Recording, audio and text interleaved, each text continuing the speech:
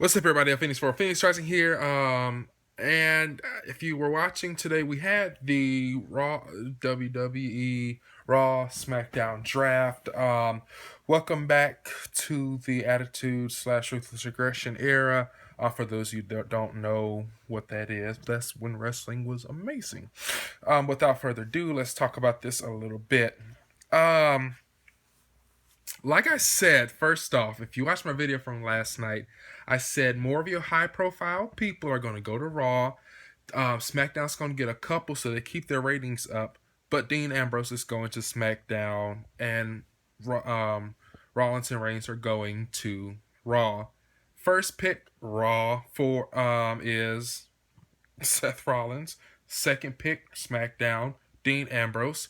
And might I add, Dean Ambrose said himself, I look good in blue. Why wouldn't I be in SmackDown? I look good in blue. It matches my eyes and I like the color. I said that yesterday. I said, can't you just see him in blue, surrounded by blue? So tonight he took the championship back to SmackDown. So that's going to be interesting. So I guess they're just going to pass it between the two instead of splitting anything. Can't wait to see what happens with the cruiserweight people. But like I said, Raw got most of your big names. You got Brock, Roman, Seth, Cena. Where's Cena? Cena is for SmackDown. So, like I said, they're going to get a bunch of high pick names. So they pretty much made sure just putting Cena on SmackDown alone is going to get you your ratings. And let me see here. Lesnar, Cena alone on SmackDown are going to blow up. The ratings are going to be fine. That's the big concern when you decide to split everything and make it live. You want to make sure that people actually care to tune in. And if they don't, then they're not going to watch. They're not going to care at all. But that's the problem as it stands, is that if they don't keep up, if they don't do anything that people care to watch or want to watch, regardless of who you have on there, no one's going to watch. So that's why they had to start doing things again like the Raw Roulette that was specific to Raw. SmackDown needs to come up with something like that. They got to keep things interesting, keep rivalries going between the two brands so people want to tune in Tuesday, because we're conditioned to watch on Mondays. But now they're trying to condition us to watch on Tuesdays. So it's going to be interesting to see how that all works out. But the rest of the picks, Randy going to SmackDown, not really surprised by that. It makes sense because they're going to get their high profile. They're going to push the ratings. New Day. Let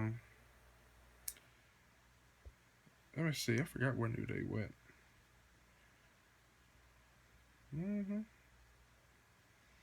New Day went somewhere. Congratulations to Finn Balor for going to Raw. Natalie going to SmackDown, if I'm correct. Yeah. Bray Wyatt to SmackDown. They've got Sasha going to Raw. Becky Lynch. Like, they've got good names going to SmackDown. So, and you probably keep saying, why do you keep talking about SmackDown? Dolph Ziggler? Because you got to think about the real. When you're trying to change what you've been doing for 6-7 years, but you used to do it before, you know how to do it. You just have to get everybody that's watching now on board. So, like, if I were to change my channel, rebrand, still do the same stuff, talk about pop culture, current events, do comedy and vlogs, and talk about wrestling. If I were to change and do a rebranding, so to speak, I'd have to get you all on board, and make sure that what I'm doing matches what I'm saying my channel's about.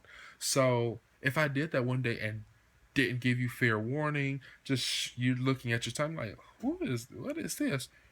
You're probably not going to watch. You're probably going to subscribe. You're going to ask a lot of questions. You might be pissed. So that's kind of what we're dealing with here as well. So, guys, what shocked you about the draft? What didn't shock you? What do you think? What are your thoughts? Anything about it? Let me know in the comment section down below. ElPhoenix for ElPhoenixRising. Remember, here you're not just subs, you're family. I'm out.